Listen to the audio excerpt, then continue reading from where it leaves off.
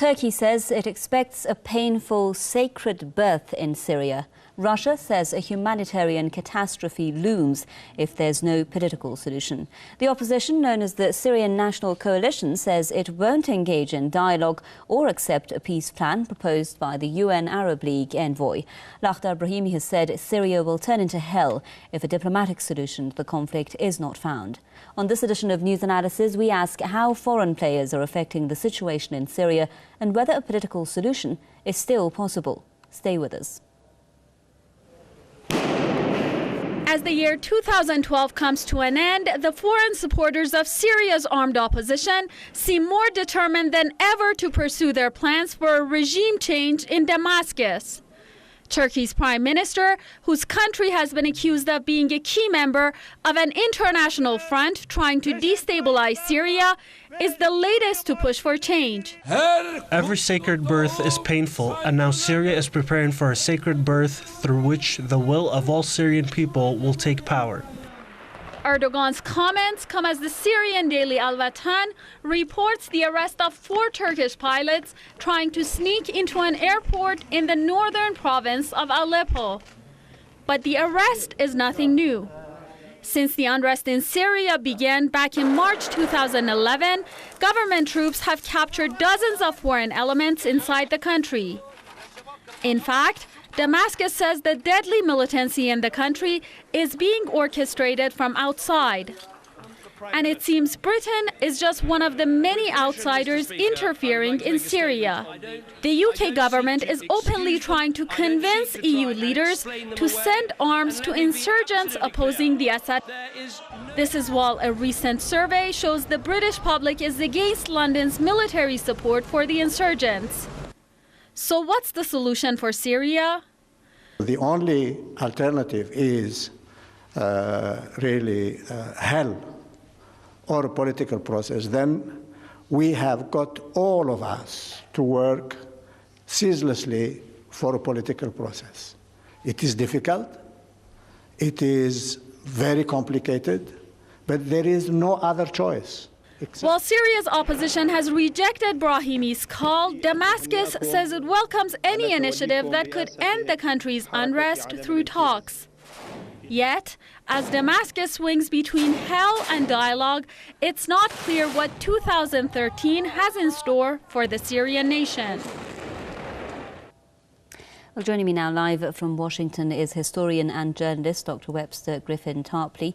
Welcome, sir. I'd also welcome co-founder of Syrian Youth in Britain, Mr. Danny Mackey, joining us live from London. And also with us via Skype from Beirut is political analyst Mr. Omar Bakri. Thank you very much, gentlemen, for being with us. My first question to our guest in London, Mr. Mackey. Turkey says it expects a, quote, painful, sacred change or birth in Recep Tayyip Erdogan's words in Syria. What does he mean? Well, Turkey has had a very unscrupulous stance from the Syria crisis since day one. It has been present in funding and arming the Syrian opposition. It has provided military bases for training rebels, al-Qaeda rebels. It has been present in creating the Syria crisis and is a major factor in the continuation of violence inside of Syria. So Erdogan's statements of a sacred birth, both hypocritical and incredibly strange, as I fail to comprehend how he can see a strange but sacred birth in the light of violence and bloodshed which has killed up to 60,000 people. I think the most important thing now is to have a political solution, as time is incredibly running out for any political solution, as the Syria crisis has reached a level where there is a geopolitical deadlock.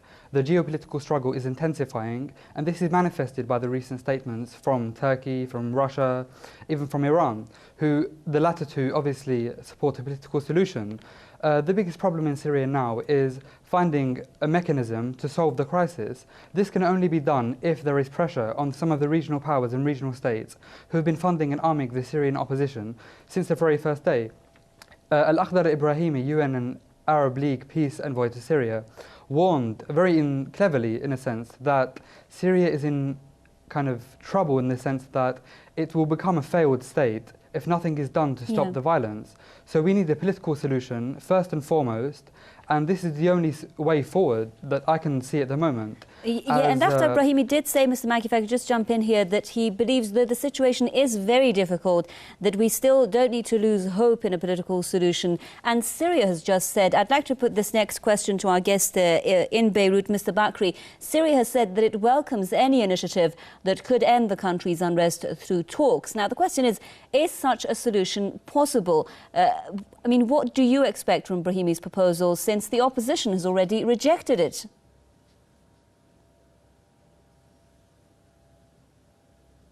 You are addressing me in Beirut?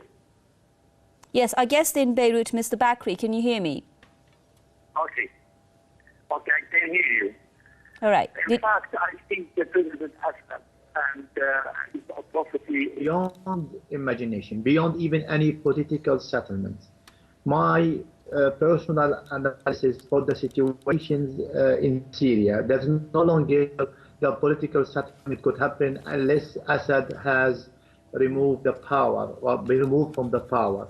Therefore, whatever you see solutions people provide, even what Mr. Ibrahim said, God go to hell, I don't think it's going to be more hell than what the people of Syria experience from the atrocity of Bashar Assad.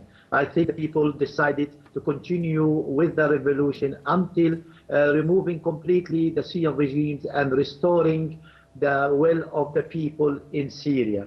That may cost really some really blood, but that is already the people has sacrificed enough.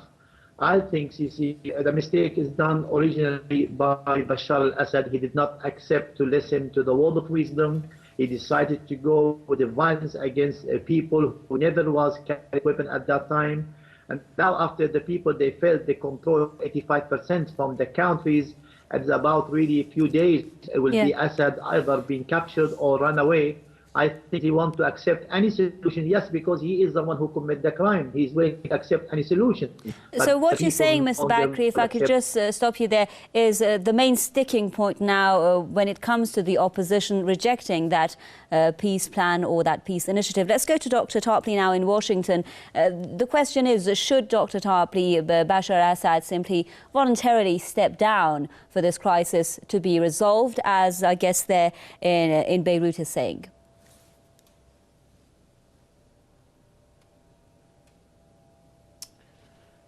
I would personally think that would be a very unwise course, and I don't think it's supported by the majority of the Syrian people. To go back to your first question, if there's going to be a birth, and if Erdogan is the midwife, then it's likely to be a monstrous birth. And I don't know what the unfortunate Turkish president is talking about. He's made himself look very silly over many months with his predictions concerning Syria. I would say right now we have a stalemate on the battlefield. There had been a kind of hysterical optimism with the foundation of the Syrian National Coalition under U.S. auspices with their very own Anglo-Dutch operative to be the head of it. They're obviously losing touch with reality. They're demanding apologies from the Russian Federation. They're complaining that the United States is not following their orders quite enough, but the reality is a stalemate. Let me just say, here in Washington, the stalemate now takes the form of proposals to get out of this situation. We have two.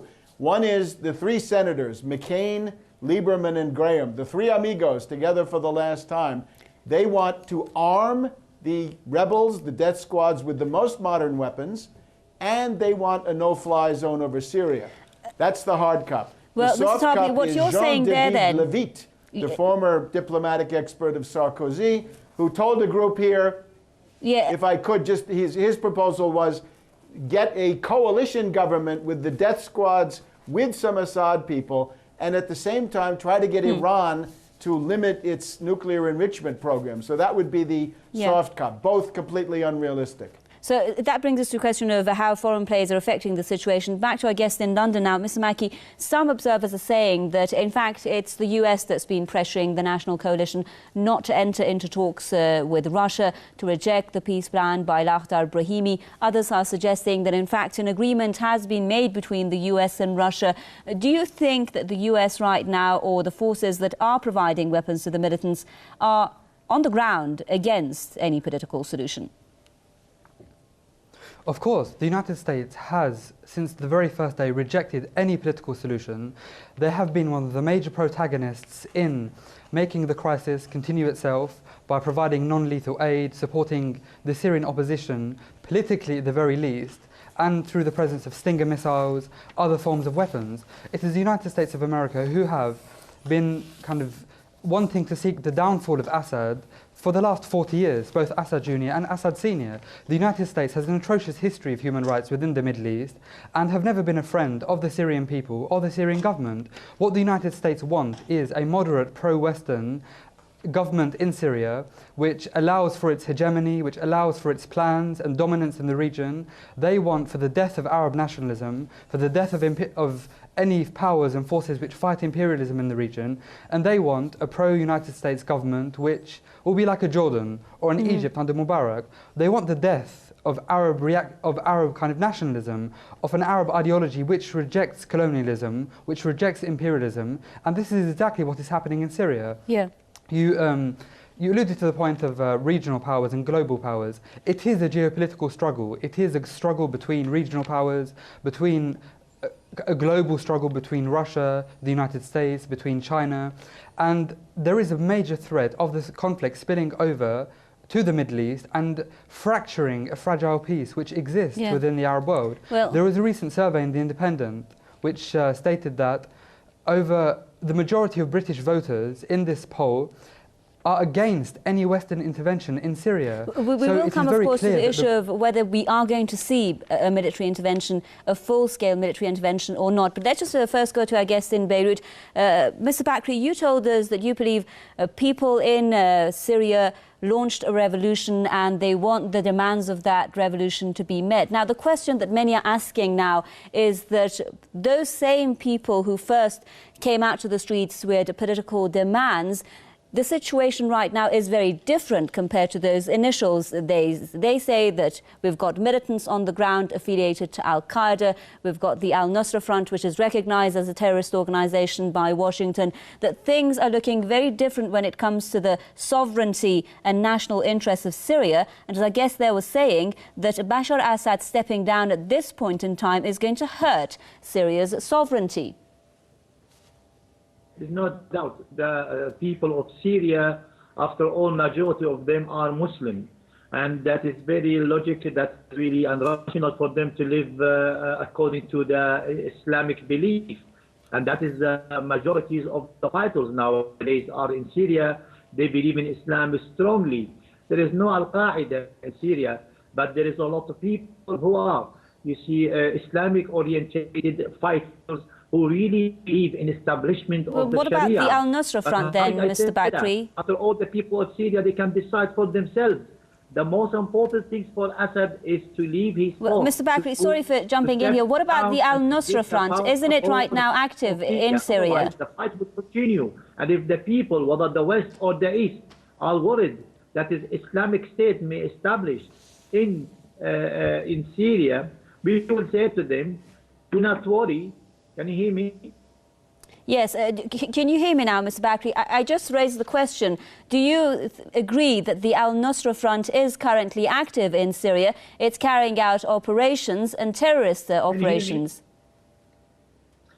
Can you hear me? Okay, it looks like we've just lost our connection there with Mr. Bakri. We'll try to fix it and come back to him. But let's just go back to our guest in Washington, Mr. Tarpley. Now, the question of who the militants in Syria, Mr. Tarpley, are, whether they are coordinated within themselves or not. We've got the al-Nusra Front, which was mentioned there. We've got the Free Syrian Army, calling itself rather the Free Syrian Army. We've got the National Coalition. We've got another opposition inside, another opposition abroad. Are these various groups coordinated or getting basically their orders from one single entity or place?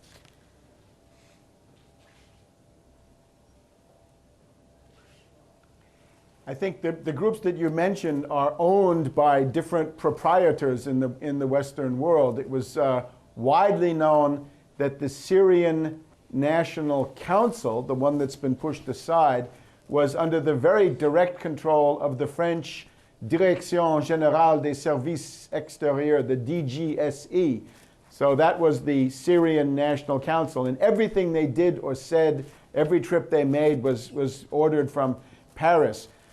We get the idea that the Nusra Front is heavily controlled by Saudi Arabia, with perhaps some input from Qatar. But then you've also got other groups that are franchises controlled by other forces. I'm sure the British have their favorites. The US seemed to have appointed Khatib, this Anglo-Dutch shell, Royal Dutch shell executive, to be the head of the coalition. So it is not a national opposition in any sense. I would say the first step towards a negotiated solution or political solution would be the exit of all foreign fighters. Get all foreign fighters out of the country. We've heard that 1,000 Pakistani Taliban have been killed by the Syrian army in fighting. We've had stories of people coming from Britain, from Chechnya, from Libya. We've heard about an airlift by NATO from Libya into Turkey and then into Syria. Yes. This is obviously a destabilization conducted from abroad.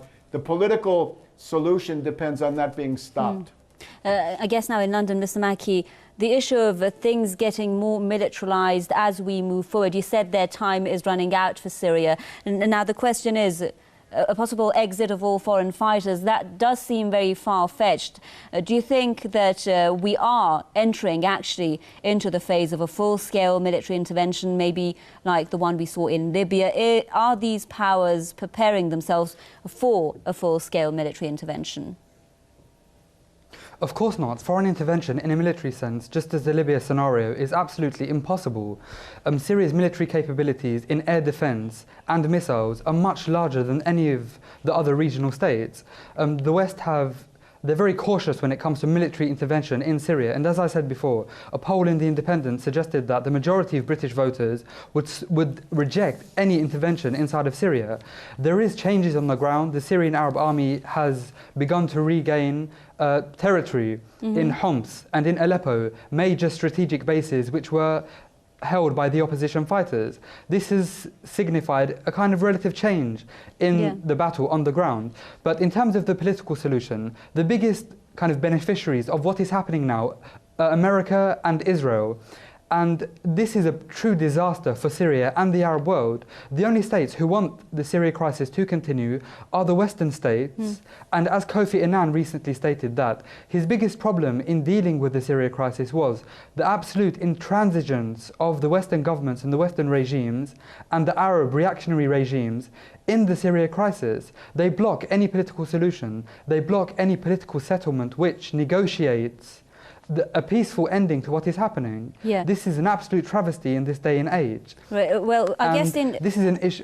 I'll just stop you, Mr. Mackey, because we're short of time, and our guest in Beirut is now back with us. Let's get his views on this as well. Now, Mr. Bakri, what the Geneva Agreement is actually based on, according to Lakhdar Brahimi, is that we're going to see a stop to all violence, then we're going to see a unity government or a transitional body formed before elections are held. This has looked like a very reasonable solution right now for the crisis, but what's stopping it? A lot of people are saying it's because of the Western support for the militants, the fact that they're not willing to stop with these military operations. Do you agree?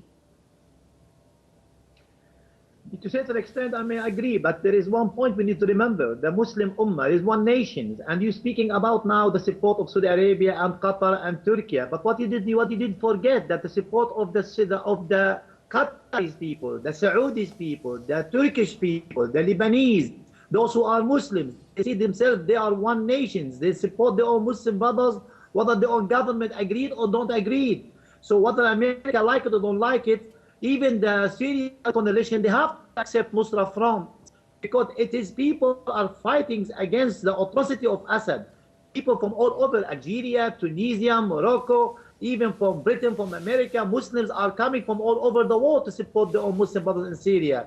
So people no longer accepting any political settlement less than removing so, the Mr. Bakri, you're saying, sorry for jumping in here. In accountability. Yeah, so Sorry? Mr. Bakri, you're saying that those fighters in Syria, the militants in Syria, are not attacking civilians, that they're not carrying out terrorist operations, they're just supporting the people? All act of terrorism has been committed by the Syrian regimes. Those people are fighting against the Syrian forces, against Assad gangsters. All these policies of the regime, he made mistake. He claimed the elephant fly. If this is nobody going to believe him anymore, Assad must be removed from power. I believe Geneva agreement is not going to be helpful for the people of Syria unless Assad has been put in hold, in accountability, or run away from the countries. Any other solutions are waste of time. The fighters there go there for the sake to remove the regime and establish some justice and some system where they can live without atrocity. Right. And people should remember, Muslim nations are in the area, are one nation, one ummah, and the majority of them are Sunni Muslims. They like it, they don't like it. They're going to be in power, whether they are going to be in shape of Muslim Brotherhood or in shape of Islamic coalitions, but they are welcoming the minorities from the Christian, from the Arabic communities. Their life not at risk. The real risk is from Assad regime and his gangsters. So Okay. This is the situation of Syria coming to the end. I don't think Assad have anything to negotiate about, less than to run away from the countries or to handle the power and leave the post. Right, and I guess now in Washington, Mr. Tarpley, what do you think is standing in the way of that political agreement based on the Geneva communique that was agreed upon, actually, by foreign powers, including Russia and the US?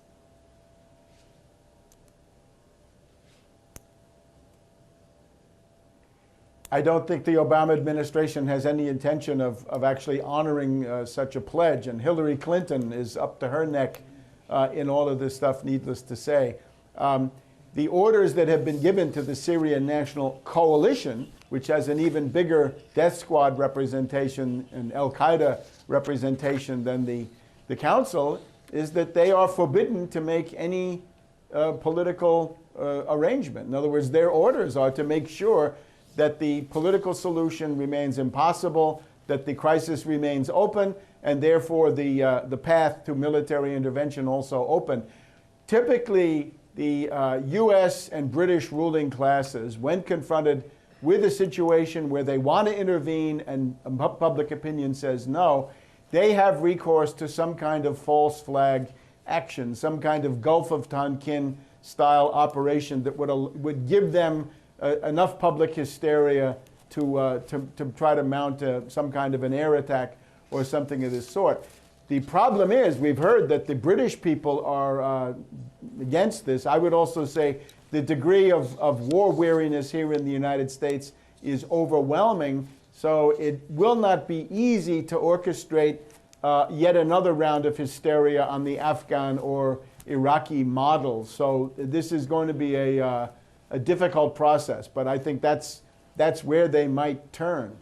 Thank you very much, historian and journalist Dr. Webster Tarpley there with us live from Washington. A big thank you to co-founder of Syrian Youth in Britain, Mr. Danny Mackey in London, and also thanks to political analyst Mr. Omar Bakri, who was with us via Skype from Beirut. Thank you so much, everyone, for staying with us on another edition of News Analysis from me, Homa Lesgi. Until our next programme, goodbye.